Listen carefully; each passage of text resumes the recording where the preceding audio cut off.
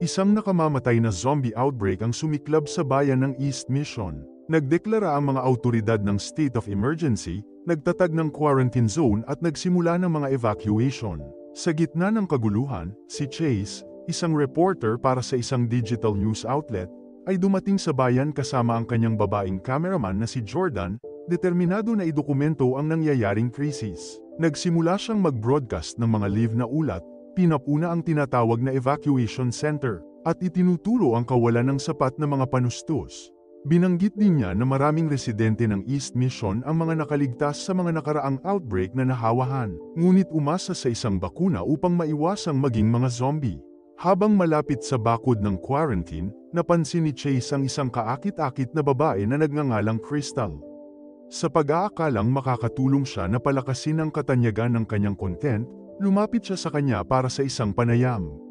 Ngunit tumanggi siya at hindi nagpapakita ng interes na maging bahagi ng kanyang ulat. Nang maglaon, pumasok si Chase sa isang medikal na tolda upang i-film ang proseso ng pagbabakuna. Sa kabila ng babala ni Jordan sa kanya na huwag. Nanatili si Jordan at maya-maya ay nakuhanan ng nakakagambalang footage ng isang lalaking nag-collapse, nanginginig, at sa huli ay nagiging zombie sa harap ng kanyang mga mata. Sa loob ng tent, nasaksihan ni Chase ang isang nabakunahang lalaki na biglang nag-mutate bilang zombie at samuka ng dugo. Ang sitwasyon ay mabilis na nawala ng kontrol habang mas maraming pasyente sa tent ang nagsimulang maging mga zombie. Nakatakas si Jordan, nakipaglaban sa isang zombie at pinalayas. Tumakbo si Chase palabas ng tent at tinawag siya, ngunit wala na siya. Muling nakipagtagpo si Chase kay Crystal, sabay-sabay na tumakas sa pamamagitan ng pagtalon sa mas mababang kalye habang hinahabol sila ng isang horde ng mga zombie. Habang tumatakbo sila, nakita ni Crystal ang isang kotse sa malapit. Isang babae ang nakaupo sa tabi nito, nagdadalamhati sa anak na kailangan niyang patayin matapos siyang maging zombie. Si Crystal ay galit na humihingi ng kanyang mga susi ng kotse, habang si Chase ay naabutan, hinabol ng mga zombie. Magkasama, nagawa nilang alisin ng ina sa kanyang mga araw at tumalon sa kotse. Tinanong ni Chase ang ina kung ang kanyang anak na babae ay umiinom ng bakuna at kinumpirma niya na hindi siya nakaligtaan ng isang dosis. Pinatitibay nito ang hinala ni Chase na hindi na epektibo ang bakuna. Maya-maya lang, bumangga ang isang zombie sa windshield, dahilan para mabangga ng ina ang kotse sa poste.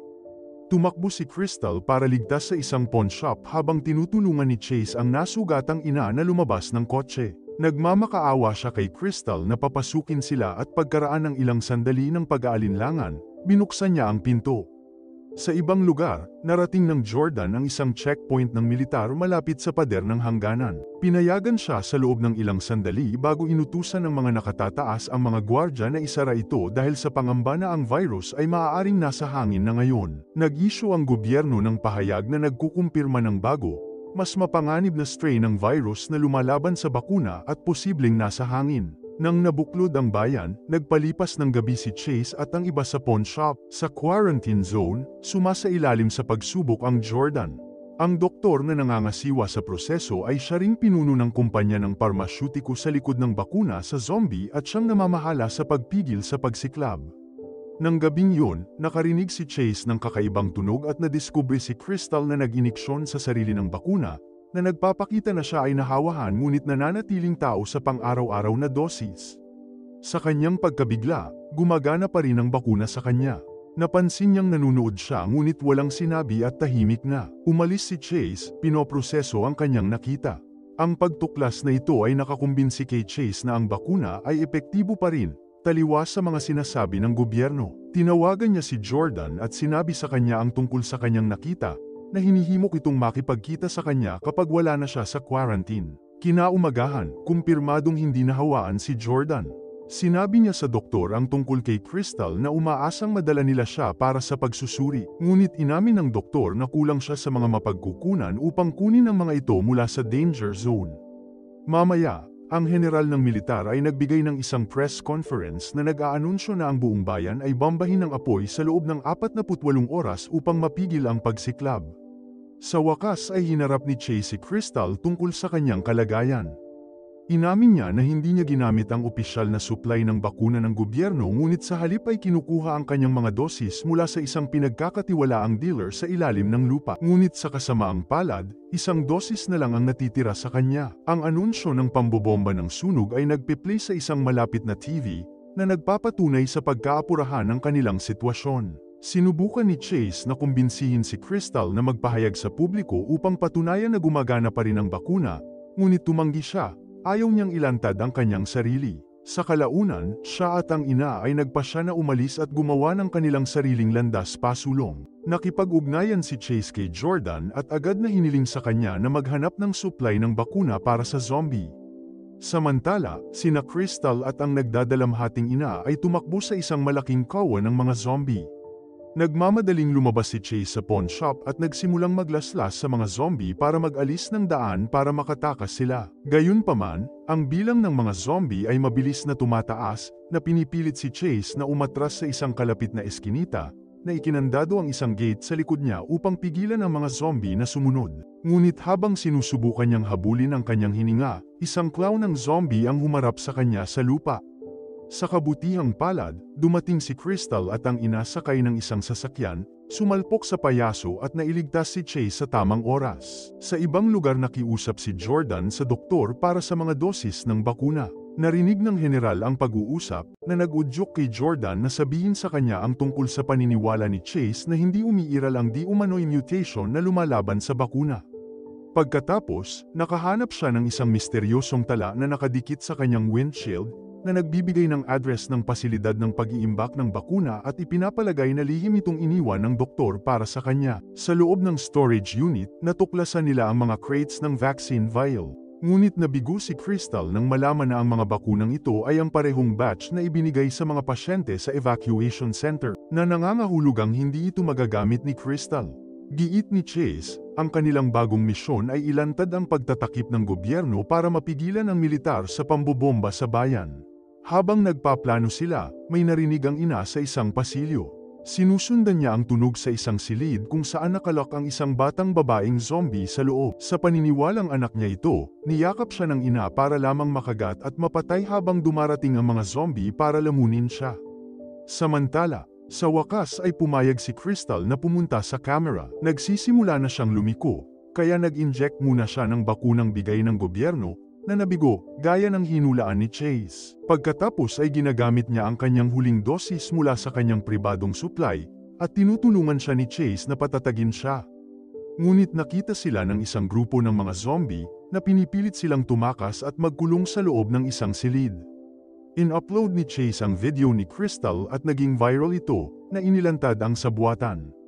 Ngunit nananatili silang nakakulong ni Crystal sa bodega.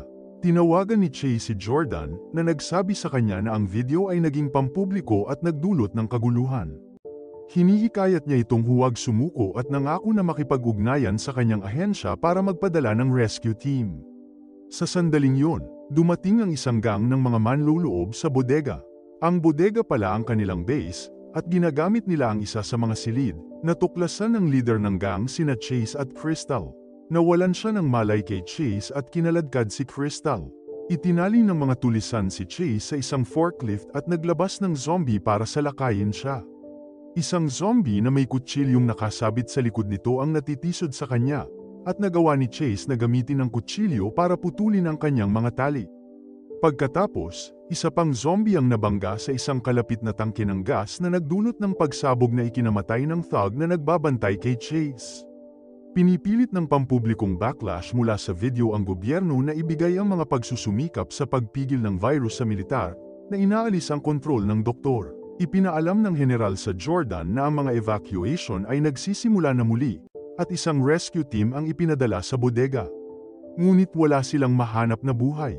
Tinawag ni Chase si Jordan, at nabigla siya. Akala niya patay na siya gaya ng sinabi ng general. Napagtanto niyang nagsinungaling ang general at walang naipadalang rescue. Samantala, kinukulong ng leader ng gang si Crystal sa kanyang opisina. Sa isang matapang na galaw, kinagat niya siya at ipinakita ang sarili niyang nahawa ang kagat, natatawa ng mapagtanto niyang napahamak na siya ngayon. Nakatakas si Crystal at muling nakipagkita kay Chase, ngunit naabutan ng leader ng gang. Habang nagpupumigla sila, lumitaw ang zombified na ina at kinagat ang leeg ng leader ng gang. Sa checkpoint ng militar, inihayag ng general sa publiko na ang militar na ngayon ang ganap na namumuno. Ang kumpanya ng doktor ay tinanggal, at isang bagong plano ang ipinakilala. Ang mga nahawaang individual ay itatanim ng mga microchip na nagbibigay ng 1 taon na dosis ng bakuna. Ngunit naghinala si Jordan at dumiretso sa doktor. Sinabi niya sa Jordan na ang mga chip ay idinisenyo upang subaybayan ang mga lokasyon ng lahat ng mga nahawaang tao sa bansa. Sinusuri ng doktor ang impormasyon sa pagpapadala ng mga vaccine vial ng warehouse at nalaman na ipinadala ang mga ito mula sa base ng general. Bago kumilos ang doktor, dumating ang mga sundalo at pinatay siya. Ngunit nagawa ni Jordan na mag-record ng isang video message para kay Chase, na humihimok sa kanya na siyasatin ang vaccine shipments waybill. Pagkatapos ay itinago niya ang kanyang telepono sa loob ng isang newspaper vending machine bago siya makuha. Samantala, dumating sina Chase at Crystal sa checkpoint ng quarantine zone sakay ng isang motorsiklo. Tinuturok si Crystal ng microchip ng militar kasama ng iba pang nakaligtas. Tiningnan ni Chase ang kanyang telepono at nakita ang ilang mensaheng iniwan ni Jordan. Tinawagan niya ang telepono ni Jordan at hinanap ito sa vending machine at pinanood ang video. Pinapanood niya ang kanyang huling mensahe at napagtanto na ang pagsasabuatan ay tumatakbo ng mas malalim kaysa sa naisip ng sinuman. Isang TV reporter ang nagpahayag na ang bansa ay makakapagpahinga na sa ilalim ng microchip program ng militar. Ngunit nagbabala ang isa pang mamamahayag na ang virus ay hindi nawala. Ito ay naghihintay lamang na muling lumitaw. Salamat sa panunood.